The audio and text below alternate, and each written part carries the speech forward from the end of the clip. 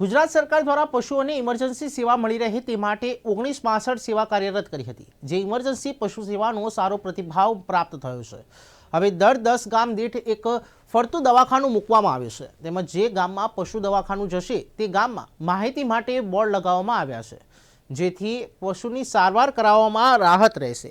એવા શુભ આશયથી અરવલ્લી જિલ્લાના મેઘરજ તાલુકાના બાઠીવાડા જેમાના ગામે અરવલ્લી જિલ્લામાં પંચાયતના પ્રમુખ પ્રિયંકાબેન સુભાષભાઈ ડામોરના હસ્તે રિબિન કાપી લીલી ઝંડી આપી ફરતા દવાખાનાની નવીન ગાડી ખુલ્લી મૂકવામાં આવી। આ ગાડીનું મુખ્ય મથક બાઠીવાડા રહેશે અને આ ફરતું પશુ દવાખાનું આજુબાજુના ગામડાઓમાં પશુઓને સારવાર પૂરી પાડશે। જે લોકો પોતાના પશુની સારવાર મેળવવા માંગતા હોય તેઓએ ફક્ત 1962 ડાયલ કરવાથી સારવાર મળી શકશે।